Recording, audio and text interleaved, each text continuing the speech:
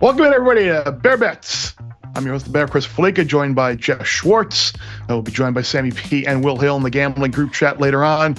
The regular season is over, and as we like to say in the gaming world, the black chips are now on the table, the big money chips, as we get headed towards the playoffs and wild card weekend gets going this weekend. Geoff, 6 games on the schedule for this week, and kind of a lot to talk about, both on the field and off the field, unfortunately.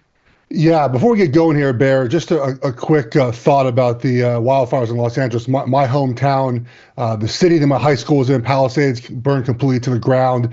It's surreal to watch. And there's a lot of heroes out there that are fighting these fires all over Los Angeles. If you have the means to donate, there's a Los Angeles Fire Department website to go to and get that done, to give the people that are trying their hardest to save the city of Los Angeles. And they're working hard, Bear, because there's a lot of fires and there's a lot of wind, and it's a wild atmosphere right now. And we have people in our production studio that are helping us produce the show that have been affected, that have had family members lose their homes over the last 24 hours. So just want to say our thoughts are with everyone in Los Angeles. It's weird being across the country, 3,000 miles away, watching this unfold, and texting my parents and trying to figure out, can't imagine being in that situation that a lot of people are going through right now. Just want to give a quick message on that, Bear, before we get going here, because obviously, the football's fun to talk about, but it's worth mentioning what's happening in Los Angeles. No, the football is clearly irrelevant compared to everything that's going on out there. And that's one of the things with me being, I'm not relatively new to Fox, but just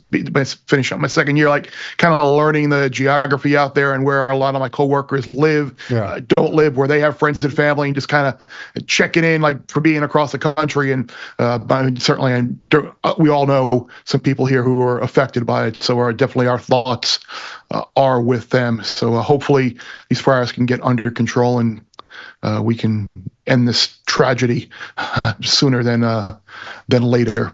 But there's really there's no easy transition, way to go from there. Easy transition, but we'll talk football now. Yeah, we'll try to give you some football talk to maybe take your mind off of it for a little while, maybe give you some hope and something to look forward to for the weekend. But yeah, football playoff season's here, and I guess the biggest story for me is just the injury status on a lot of these players. Like the Packers certainly ravaged by injury. Jalen Hurts, we think he's going to play, but I think injuries, Zay Flowers, I think injuries as a whole is the storyline, and whether we can get the best info on who's playing and who's not. Yeah, the concussion protocol, Bear, is an interesting one, because there's no sort of set day that you clear the concussion protocol. Mm-hmm. There are steps you have to go through, and you have to clear each one of them. And if you don't, you start back over again. It's not like a sprained ankle when you can say, about 6 or 7 days will probably feel better. Right. It could be tomorrow, could be in 7 days. So Jalen Hurts is going through that process right now, and he might not practice all week, and I know he is getting some practice reps, and then Sunday he's fine and he plays. And so it's different than other injuries, and so it's hard to handicap whether or not. I think he will play. Just, it's been 3 weeks now. Mm-hmm. I think he'll be able to go. I think some of the other injuries, guys are going to fight through it and be able to go. And to me, the other storyline coming out of this, it feels like, is sort of the Ravens, Bear. It's time, right? Like, it's time for the Ravens. I know they have a tough road, but look, the Chiefs did it last year, right? They won 2 road games and made the Super Bowl. The Ravens are playing really good football. They're 10-point favorites against Pittsburgh, their division rival. It feels like there's a lot of pressure, even with a 3 seed, for Baltimore to come out of the AFC this season.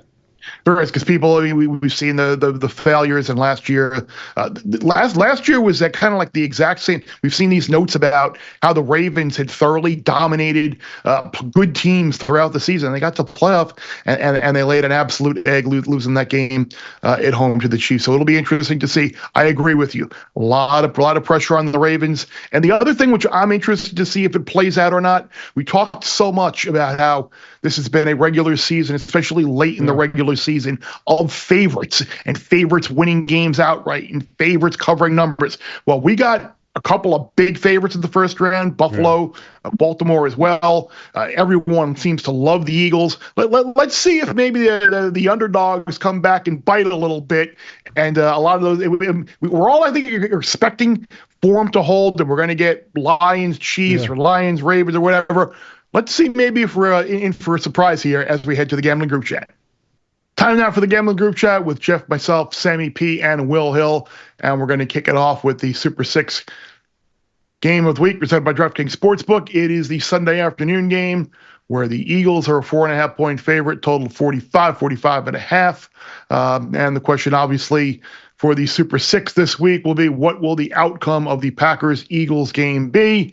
We'll have the column coming out prior to the weekend, breaking it down, hopefully help you win some cash. And Sammy, the next person that says, I like the Packers plus the points here, will be the first.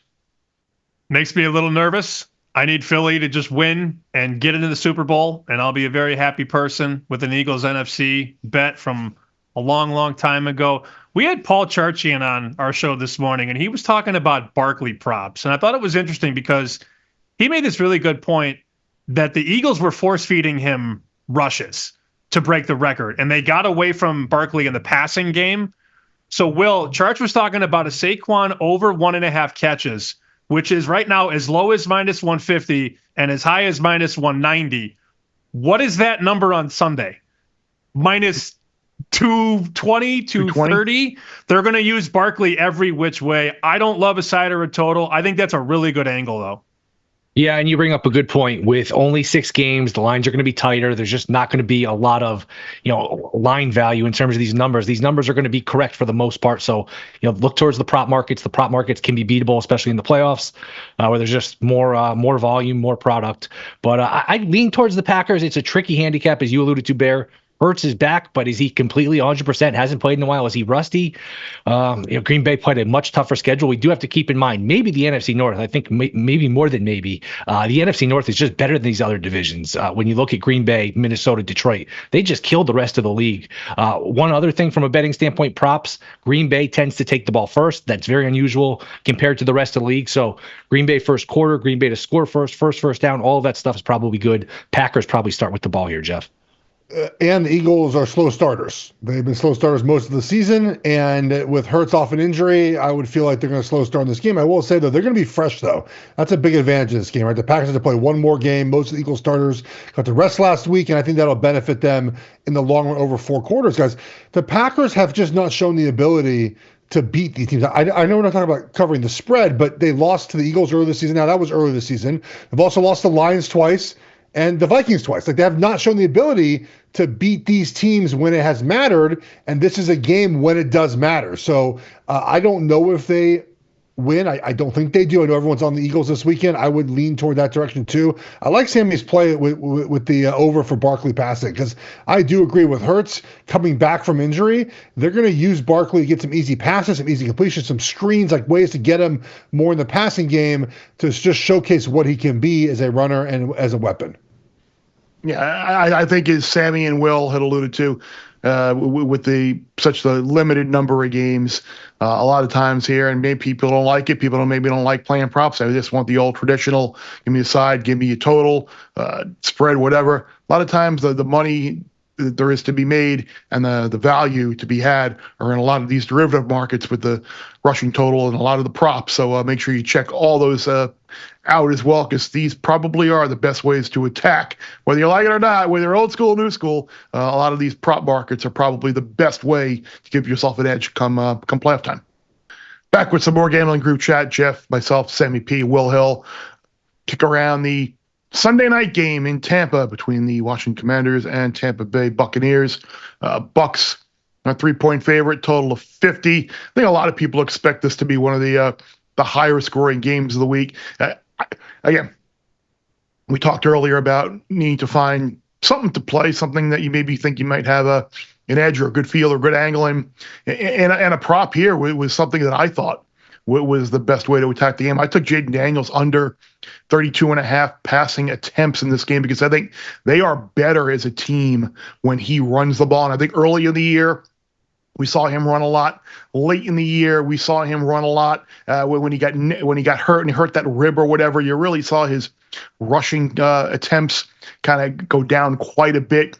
They are better with him running. I think he's healthier now, and I think Will, with him running, that kind of helps their offense play complementary football and keep that Tampa Bay offense off the field. So maybe if you're looking for a Jaden Daniels rush prop over yardage or attempts, and maybe a passing attempts yards under, that kind of correlate, kind of go together. So that's the thing I like the most in this game.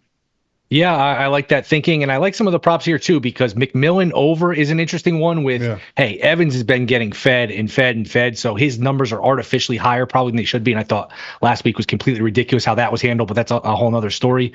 Tampa, we talked about it with Green Bay. Tampa's another team. They take the ball first, so 80-90% chance they start with the ball, so Tampa to score first, Tampa first quarter.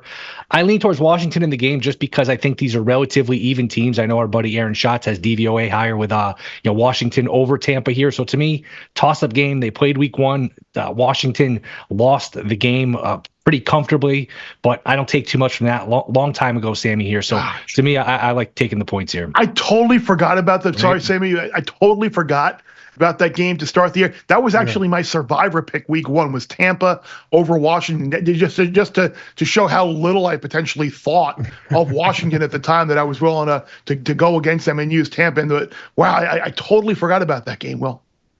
I did it too, actually, against Washington. And looking back, maybe we got a little lucky to make it out of that first game. I've thought all year Tampa's had a high ceiling. They have a quarterback who's playing at a top 5 statistical level right now. Mike Evans is a maniac. They've found out that Bucky Irving is their lead back, and they've used him a lot more. And you look at Chris Godwin. What's the deal there? When can he actually come back? I'll tell you a quick story. I had a buddy send me a slip, Baker Mayfield, Super Bowl MVP, 60-1. And I thought, that's interesting. And he said, if the quarterback plays at the level he's capable of, they can get to the NFC Championship game. And then you need a lot of things to break your way. But that offense, guys, has been very good this year. And let's also not forget, they've beaten Philly this year, and they've also beaten Detroit this year. 12-1 NFC. Maybe there are some legs there. I like Tampa in this game, guys. I think for the reasons that some of you mentioned, just offensively, what they can do. And last week they played terribly. We know that, right? I think they're going to play better this weekend.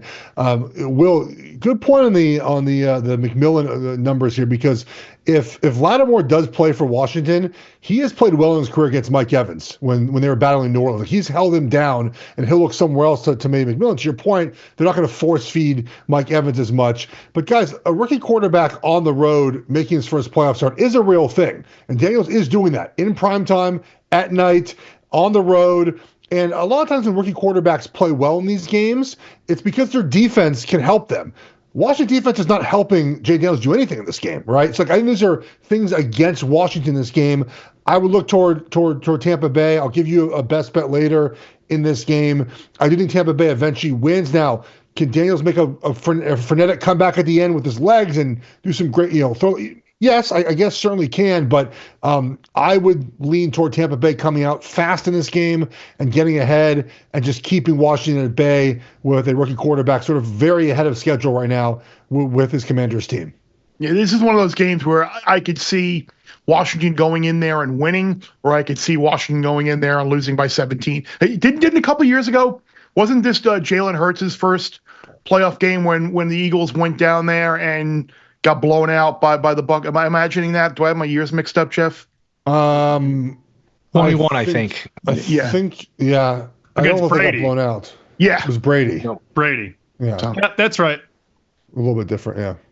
Yeah, a little bit different, but younger quarterback going there on the road, not a lot of playoff experience. So it's hard, man. It's just a different vibe. And yeah, he played big college games. I get it. This is not the same thing. So I do worry about that with him, and I worry about that with Bo Nix. We'll talk about that game later. Yeah, and then the other game, where I thought the Bucs Commanders could kind of see either team winning, in another game where I think you could make a case, a very good case, for both teams. That's probably the way you can do it with a lot of these games in the playoff, because they're good teams and they should be here. Vikings Rams, Vikings 1 point favorite, so pretty much everywhere. And again, Will, this feels like a game where everyone seems to be focusing on the Rams and liking Matthew Stafford in that offense. Yeah, maybe everyone's off the scent of the Vikings after everyone was on them last week and off them the week before against the Packers. So maybe that's the positive spin of Minnesota. But man, it's hard to look past that Darnold game last week. The kicker hasn't kicked well. If you get like a 10-15% carryover from how Darnold played last week, which basically looked like, Rick Ankiel throwing balls all over the place, boy, I'd be very nervous. Keep in mind, who knows if they're playing this game in LA, could be moved to Arizona. If you have bets on this game that are made and they move locations, those bets will be canceled, refunded. So, check those accounts, check the rules. But I think it's a really tough spot here for Minnesota, Sammy. I like the Rams. Their run defense has not been good down the stretch. That much is clear. They're not tackling as well, and guys are getting contact and running for 7, 8, 9, 10 yards. It's alarming. And their defense has to play from ahead. I know that's ideal, but Brian Flores can't do what Brian Flores wants to do if they're not ahead. And they never got the lead against Detroit. So that was the reason that game went sideways.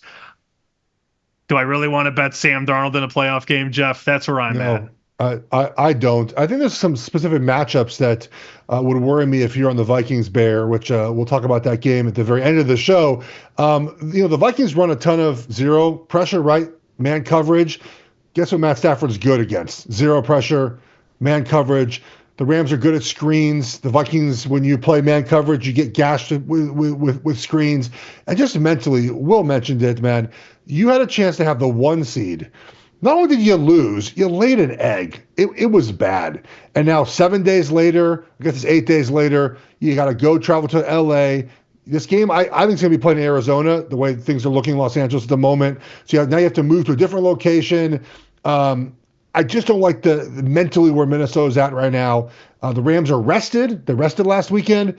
They're playoff champions. I trust Stafford and McVay over right now Sam Darnold. I love KOC, but I trust that group more. So I'll be against you here, Bear. I like the Rams in this one. This feels a little bit more of a higher scoring game, I think, too, because you mentioned about Matthew Stafford and the success that he has had against man. He obviously has 2 good receivers with Kupp and Nakua and his tight ends, and a good running game as well. But at the same time, I think that was a little bit of an anomaly last week with Sam Darnold missing so many open receivers. And again, maybe you look at an anytime touchdown prop with Nakua. Maybe you look at an anytime touchdown with Justin Jefferson, and have a great game last week. So just try to not be prisoner of the moment with what you saw last week, and expect maybe what you saw a little bit over the longer, bigger picture part of the year. But this is a game that I am really looking forward to. We'll see if the Vikings can gain some of that respect back that they lost last week in Detroit. Well, for what is it now? The 8th time the playoffs are going to begin, and the Houston Texans are in the playoffs. You know that the Houston Texans are going to be in that traditional Houston Texan early Saturday TJ Yates spot against whomever it may be coming into to Houston. There was that year when Carr was hurt. Was it like Connor Cook and TJ Yates? Yes. Both Schaub and Carr were hurt, and we got that game. The Chiefs won a game 30-0 one year against Houston in the playoffs. I remember that. A kick returner. Yeah, this is a Texan spot, baby. I think it was Osweiler who actually won a game against Connor Cook. Yes. Oh, yes. Osweiler, Connor Cook. There we go. Yeah. Oh, NFL playoffs can't beat it, guys. Yeah, look, I know people make the case, the point. It's hard to get to 3 here because let's just round up and say home field is worth 2. At no point this season have the Chargers been 5 points better than the Texans. I agree with that. This line is inflated. We all saw Houston lay an egg on Christmas. That being said, Herbert Harbaugh is better than anything Houston has. I know I'm probably overpaying. I know I'm not getting line value, but to me, it's Chargers or nothing here, Sammy. I bet some +3. I don't love it. I can completely envision myself on Saturday in the traditional 4:30 p.m. Eastern slot. Every time the Texans make the playoffs, it's 4:30 Eastern on Saturday, and I'll be sitting here at 6 o'clock like, why did I bet against Harbaugh? I'm going to ask myself that. Like, that's my vision of how this is going to go, but I did take 3. I think the game should be close to a pick 'em. But look, let's also talk about this. Numbers guys a lot get slaughtered in the playoffs by good coaches and good quarterbacks. I don't know how many people I know last year we're laughing. Ha ha ha ha. Ravens -3. Ravens -3.5, 4.5 against Kansas City. Ha ha ha. How could you bet Mahomes and the Chiefs? And then, oh yeah, Mahomes did it again. Not to compare Holmes to Herbert, but wise guys in the playoffs oftentimes overthink a lot, and that's my fear, that I'm betting the wrong team because the number is good. Yeah, it feels like a lot of people are thinking kind of the hybrid of what both you and Will just said. Like the number's a little bit high, and I got to take the points here. But at the same time, it could be staring the right side. Could be the Chargers staring you right in the face with everything. The Texans have not looked good. I mean, that was dead team walking last week, or they were playing. They needed to put forth a better performance up. Like Geoff, how hard is it, like when you've been just kind of stumbling for so long, like to just flip that switch and get back to playing like you did early in the year? I'm not even sure they were playing great early in the year, Bear. They haven't really played up to the standard we thought they would play the whole season. I don't expect it to change right now. The question I have for this game, guys, has Jim Harbaugh beaten the chargering out of the Chargers? Like, has he coached them up enough to get them out of being the Chargers? Because that does matter, right? Like when they're up, let's say, and it starts going poorly again, is it like, oh boy, here we go again, another chargering? And they almost tried one this year with that. What game they played? Was it a national TV game? They were up big. Bengals. The Bengals game. Yeah. And they didn't do it. They avoided the charging. Now, part of that was the Bengals' fault, but still, like, that still worries me in this game. Right? They still have that in them where they're perpetually always going to make postseason mistakes. And I do think that in the postseason sometimes I do want to see a little bit more from your passing game. I get it. Ladd McConkey is good. But then it's like, have you ever look at their box score after a game? It's incredible to watch the 9 guys who have receptions. It's 3 fullbacks, 2 running backs, 2 tight ends, and sounds 2 like wide Harbaugh. receivers. And it does, but like that does concern me in the postseason. I'd like to see a little bit more of an explosive passing attack. But to everyone's point, I don't trust Houston. I think Houston +3 is the side. I just don't trust them. They haven't looked good all season. They're out 2 wide receivers. And I don't think it's going to magically click because it's the postseason now. So I've stayed away. I have nothing on this game as of now. I might at some point find a prop or two to get on, but I'm not taking Houston +3. Is this kind of everyone's like teasing the Texans to 9 and either teasing the Bills down under a field goal or teasing the Rams up over a touchdown? Like, that's going to be like everybody's tease, right? Playoff games are so volatile, guys. Yeah. You know, a lot of these teasers die. I mean, how many playoff games have we seen? 34-17, 38-10. Just be careful betting a lot of money on a playoff game, because one thing happens and they go completely sideways. And that would be a piece of advice. Like, don't bet more than you have on a 3-team NFL teaser and be surprised when one of the legs doesn't hit, because anything can happen in the playoffs. Yeah, I'm typically not a teaser guy, but it's just one of those things that you know people like it. People are going to be looking for a side to play and kind of manipulate the line. And Will, as we get to the next game, Steelers Ravens, and certainly expect the Ravens as a big favorite to win this game. We were talking yesterday about how it has been such a big public run of favorites and big favorites winning outright, covering. Like, could this be setting up for like a really crazy type NFL playoff season where we just kind of assume it's going to be Chiefs or Ravens or Bills versus Lions or Eagles? Could we be setting ourselves up like we thought in baseball? Like, oh, it could be the Padres versus whomever, and we wound up with Dodgers Yankees. Everyone kind of thinks we're getting Dodgers Yankees of the NFL here. Could we be setting ourselves up for like a completely off the wall Super Bowl here, and a lot of these underdogs maybe taking away some of those public profits with all those favorites coming in during the season? Yeah, it certainly crossed my mind where, things don't last forever. All the favorites are winning. Well, that's usually going to change at some point now. Doesn't mean it's going to change in this game. And just as a football fan, I think we all want to see Ravens, Bills, Lamar versus Allen. We can, debate the MVP till we're blue in the face again, and that'll just be exhausting. But I actually like with the points, Pittsburgh. I think, if you look at the last time they played, the line was 6.5, 7. And Baltimore won convincingly, but they got a pick 6. They got Wilson fumbling going in, and Pittsburgh was missing a bunch of guys defensively.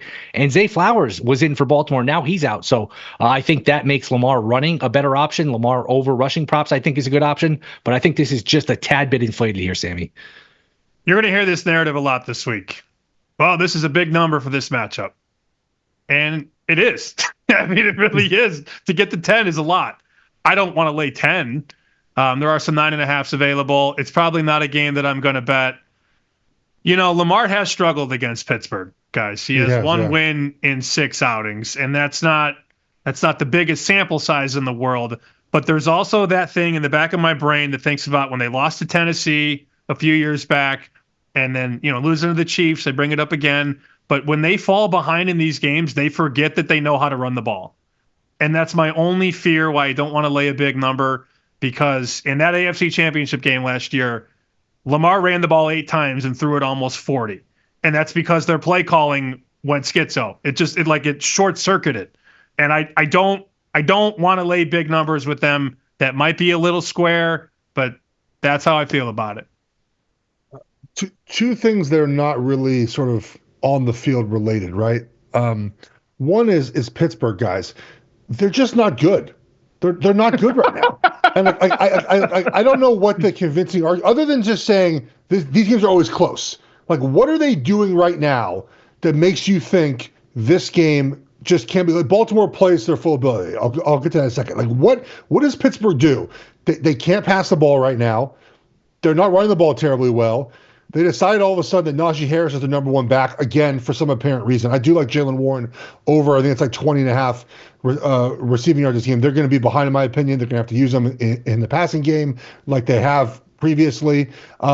Pickens is like a no-show. He disappeared. Defensively, they're fine till they're not, because their offense can't keep up, so the defense eventually sort of breaks. And there's talk about 10 guys doing one thing and 1 guy doing something else. That's not great.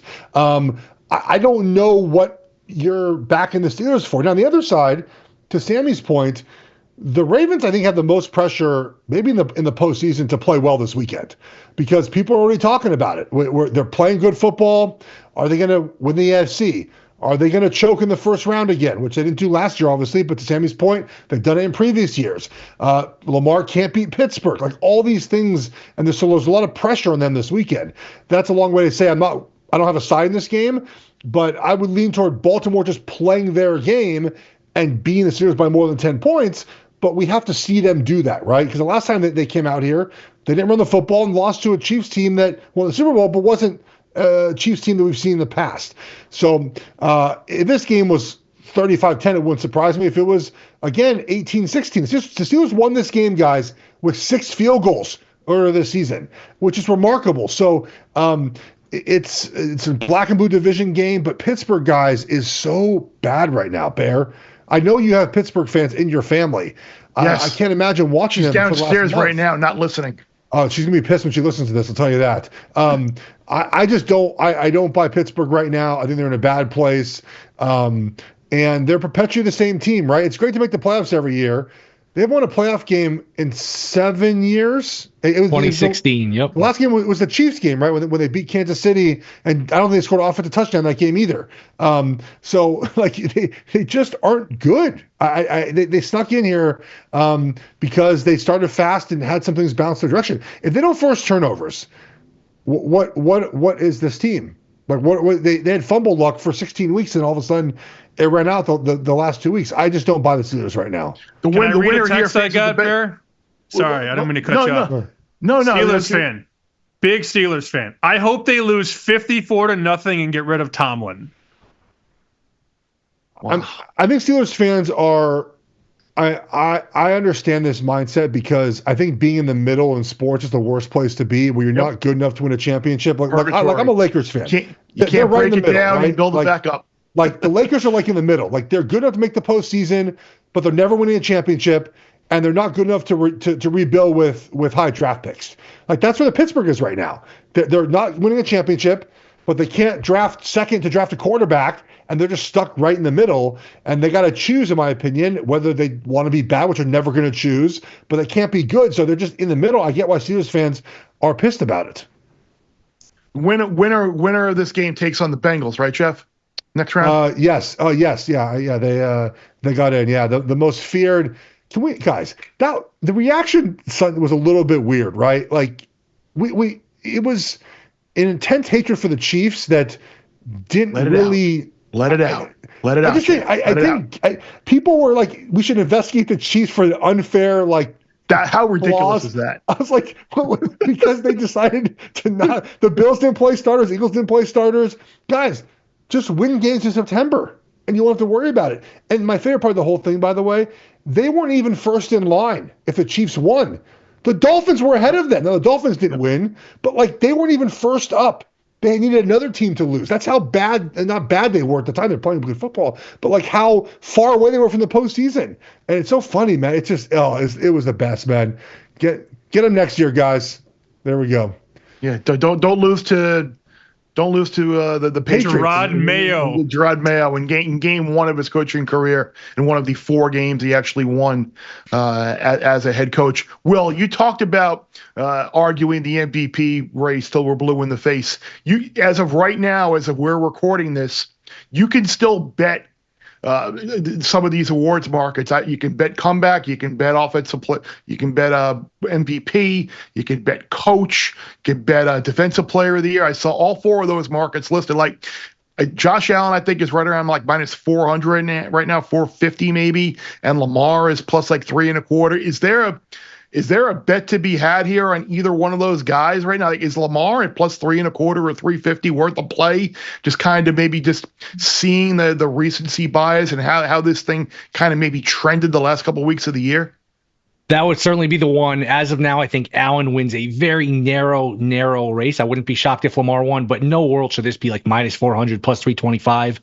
From a betting perspective, I wish these voters would be a little more forthcoming, chatty. Just tell us who you vote for so we can profit off of it, but that doesn't seem to happen. The league doesn't want it. But yeah, Sammy, I think this Lamar line is too high.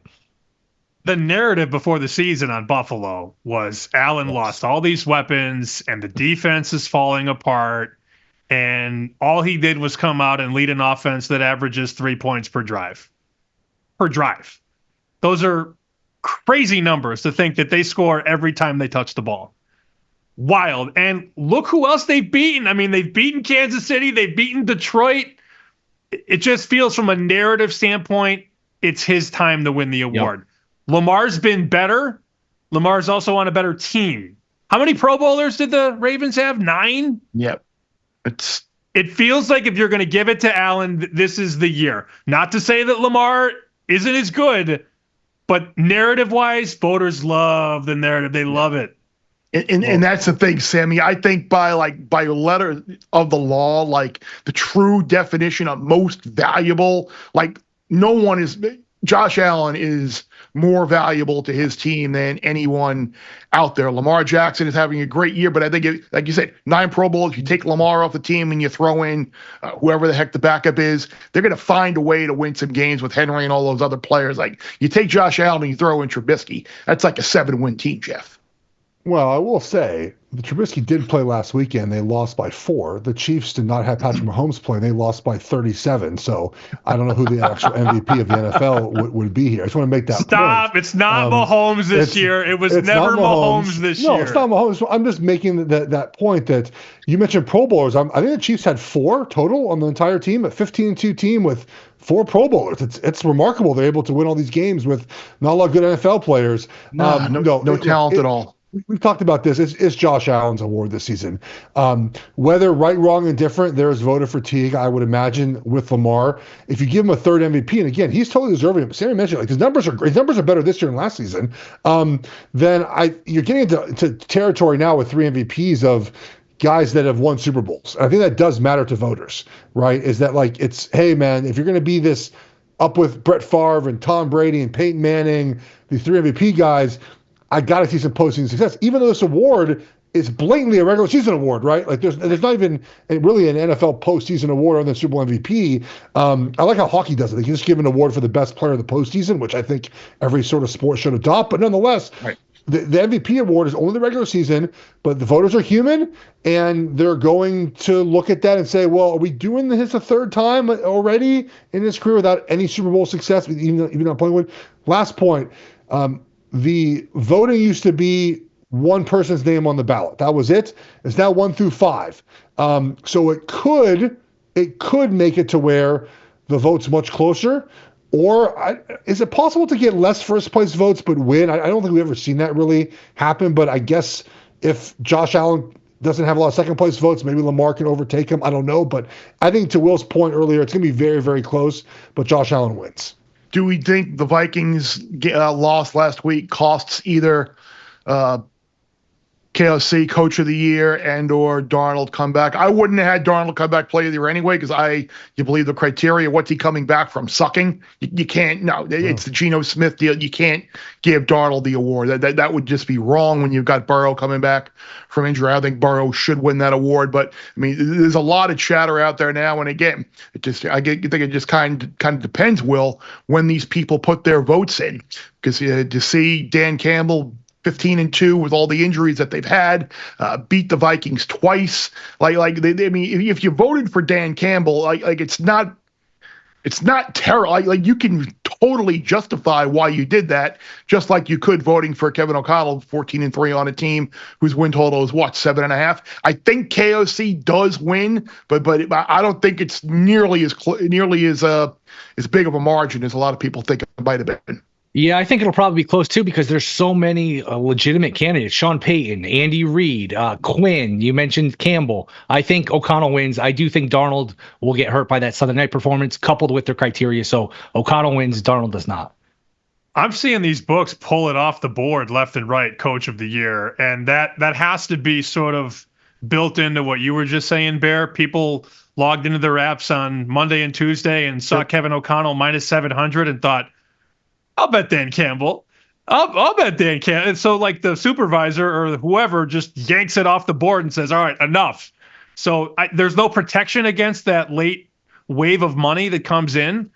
I find it silly that a lot of people were anointing O'Connell before the Detroit game, and now that he lost the Detroit game, he's not going to win it. I think that's a little far-fetched, but you realize that you can't really bet this anywhere anymore because I was just going to say, Sammy, yeah. I literally just went and looked, and at DraftKings right now it's off. The only market that's up is MVP. They're all down because guys are doing what we're talking about. They're betting the dogs that have perceived value in that market, and you take a couple of bets with no more games to go. Maybe your market's wrong, so you just take it or they're down. hedging O'Connell bets, or they're looking at locking a profit, figuring, hey, if it's not O'Connell, it's Campbell. That could be an aspect of it too. Yeah. Literally before we started recording, all four of those were up, and now only MVP is up. So I guess we should just being that we don't want to give out something that people can no longer bet on. Let's give them something that they can bet on. Speaking of Josh Allen and the MVP market, the Bills, big favorite over the Broncos. Of all of the sides in the playoffs, outside of the best bet that I have coming up, this would be the other one I would play. I don't see a path to victory for the Broncos here, but I do see a path where this could be a 34-17 type Bills win, and they win and cover going away. They think the rest obviously will do them a world of good. They've openly talked about when they've been the 2 seed and had a home game and they haven't gotten to the Super Bowl or gotten to the AFC Championship game. So it's clearly on their minds that they know this is their opportunity to host the Ravens in that divisional round game. I can see this game getting away from Denver pretty quickly, Jeff. Yeah, it's hard to disagree. I like what Denver's done this season. But again, sort of back to the rookie quarterback thing, this is just a tough spot for Bo Nix. Again, offensively, when things are sort of on schedule, he is pretty good. Gets off schedule on the road in Buffalo. I don't really like this idea of this offense. Sammy mentioned the Bills offense, outstanding this season. Broncos defense good, but eventually the defense breaks if the offense can't keep up. There are a couple of props I like. I think that Bo Nix over rush attempts. He's been running the ball a lot. He's going to have to run the ball, I think, in this game to make that to basically give him a chance. And then I think Josh Allen, any of the rushing numbers, again, in these games when it matters the most, man, he runs the ball a lot. He just does. He always has. And one way to get some easy yards to easy rush attempts, I should say, for him, I like rush attempts more than yards a lot of times, is the tush pushes, the kneel downs. I mean, he gets a kneel down at the end of the first half and the end of the second half. I mean, that's 4 or 5 there. A couple of tush pushes, which Buffalo does a lot. A couple more carries. So I think both quarterbacks, to me, are going to run the football in this game, Will. Yeah, and I think early is so important here because if you're Denver and you want any opportunity, do not let this be 7-0 Buffalo right away, 5 minutes into the game, 10-0. You can't play from behind here. You got to keep this a one-possession game and just, hey, close game, fourth quarter, we can steal it. But I generally think Buffalo, with the crowd, with Allen, gets a lead, pulls away, and I do think they win this game comfortably here, Sammy. I was taking notes during Bears' speech about the game, and did I get this right? Bear 3-star Baltimore money line. Is that what I heard? Minus 500. Is that the play, Bear? Yeah, no, Bills. Yeah, Bills money line. Bills money line. Oh, I wrote Baltimore. Line. Well, absolutely. Yeah. Either one. Yeah, absolutely. Bills Ravens money line parlay. What could go wrong? The key is the 3-star, Bear. It doesn't matter what the bet is. The 3-star chalk money line. 1999. Come on and get it. Do we think one of them can lose? Probably not. I don't think so. Not. I don't think so. And if you noticed, I don't know if it was this group chat or another one. They opened the line 7.5 and 8.5. Baltimore was 7.5. Bills were 8.5. I remember I don't know if we tweeted out or texted, "Hey, they're going to get these out of teaser range. They're going to make you think twice before teasing them." Now you do have to do that. Now you do have to think twice before teasing them. We did. Who ruins the parlay this week in the Ohio State? Buffalo, Baltimore, like who's the one? Cash it. You're good. Ohio State, right? Cash it right now. It's Ohio State, right? Yeah. Yeah. Lamar Jackson and Josh Allen weekend rush leader. I did it.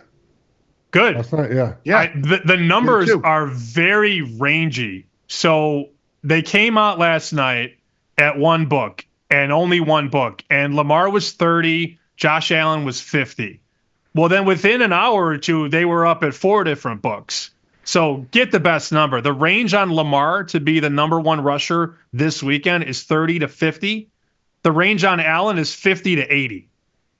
Big difference. If you're making a $100 bet on 50 to 1 or 80 to 1, that's $3,000 if it hits that you're costing yourself by not getting the right number. Please, if you're betting these markets, all these books have different numbers.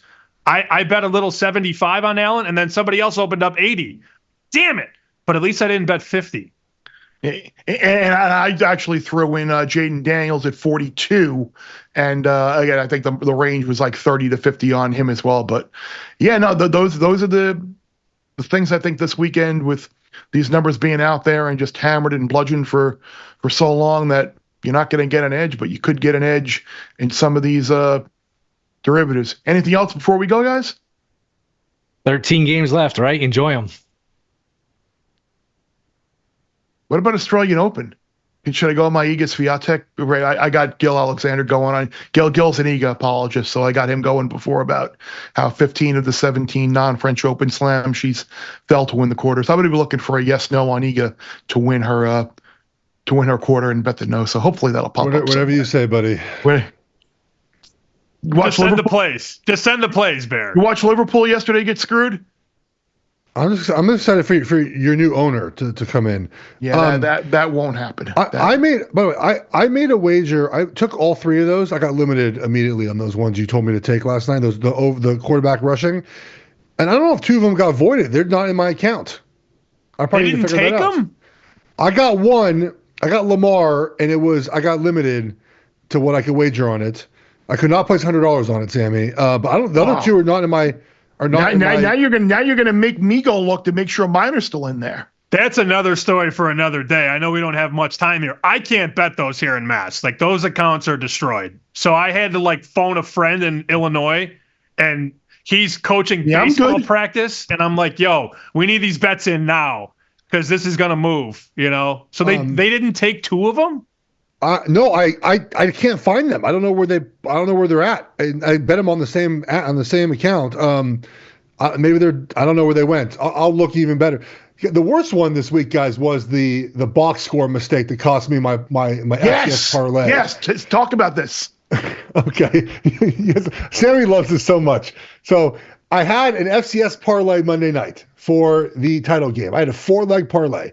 And one of the 4 legs, I hit the other 3, was the North Dakota State quarterback to throw over 200 yards, 200 plus yards, okay? He was at 193. 200 plus. 200 plus. He was at 193, okay? He threw a 7-yard pass on 3rd and 6 for the first down on the second to last drive they had to go up 10. 200 yards, sweet. I checked my app. It said 200 yards. I went to bed. Woke up in the morning, looked at the app. He had 199. So I go, oh, okay. On the final drive, did he like throw the ball backwards one time and lose a yard? No, everything was fine. I go to the box score on a website, and I just manually add up the yards. 200 yards. Okay, well, that's interesting. Well, okay, so where's 199 at? I go to North Dakota State's website. I click on the box score for the game. Do the same thing again. 200 yards. I'm like, how does he have 199? I find the NCAA official game book, whatever it's called, Bear. I think you know what it is. Like 20 pages. Yeah. And I'm just like going through. I'm like, where did I miss out? And like at the end of the 3rd quarter, there was a 39-yard completion. In the official NCAA play-by-play, it was a 38-yard completion. I'm like, how does this happen? The reason why is there was a false start to play before, and the NCAA official box score mislabeled the yardage that was taken on the false start. It had moved from the 36 to the 40. Should have been the 41. So he did throw for 200 yards. It's listed as 199 because of this one error. I don't know who to complain to. It's not enough money to make a big ruckus out of this.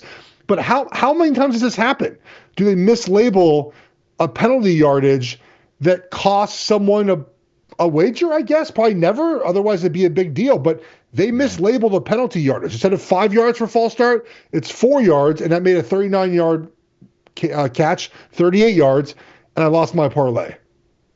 The only thing I can think of is why they maybe just got officially put in as a 4-yard penalty or whatever. Like sometimes when you're marking the ball and you're in between hashes, if you pass the hash, you should round it up to the next hash. Like I don't know. I mean, maybe it was like the back end of the ball was still touching one of the hash, and that's why it was technically that yard line as opposed to the next highest one.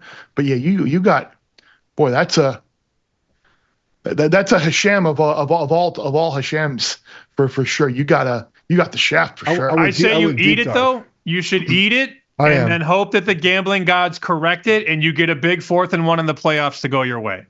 I'm not contesting it. It's not enough money to imagine. You guys got bored of me explaining this. Imagine me typing this on a helpline. I didn't get bored of you explaining. I'm fascinated by it. Oh my God! I love these stories. For you to text all that, the over/under is 90 minutes. Get those big balls out there. So it's not. No, I just lost. I was gonna have like our friend Stormy, like she worked the game, like contact the NDSU SID and like call them. And I was like, I'm not. Can you imagine getting a call after the championship game? It's me complaining that the box score is incorrect. It's just not going to happen. So yeah, you guys won the national title, but this 1 yard here on this. I'm going to take my L on this one. But yeah, the box score, the official NCAA game packet is incorrect. How about that? Ridiculous. Anyway, what an awesome weekend we got coming up. Thursday night, college football, Notre Dame, Penn State. Friday night, college football, Texas, Ohio State. Saturday, NFL. Sunday, NFL. Monday, NFL. Good luck, gentlemen. Talk to you next week. All right, Barrett, back again in group chat. We covered a lot of angles in all those games, props and sides and totals we like. I'm not going to have a fade of the week, even though I would lean to taking the Texans plus the points and fading the Chargers, who is the public darling all of a sudden. The Chargers? You want to watch the Chargers play in the postseason, Bear? But I don't think I'm bold enough to do that. But we still have our best bet. So go first with your best bet. We disagree on this one, so it'll be a fun discussion. Yeah, we do. And again, it seems like every pseudo, I don't want to say pseudo sharp, but it feels like the contrarian play is out there. Everyone, I haven't heard one person not like the Eagles yet.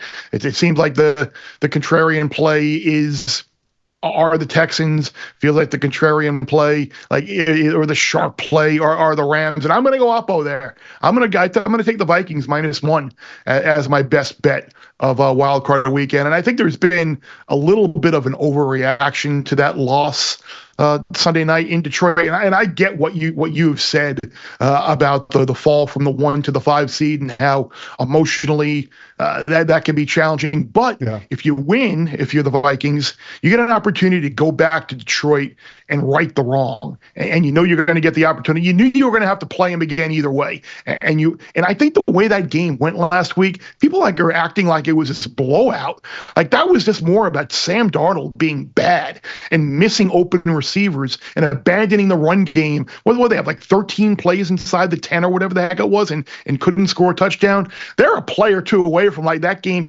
being completely different, and they win that game. And I think that can drive them. I still wonder about the Rams. Like I know I've been doubting the Rams all year long, and they've kind of proved me wrong more often than not. But I think like the Vikings' disrespect is still at an all-time high. People are expecting them to go on the road and lay an egg. So I'm laying the point here with Minnesota.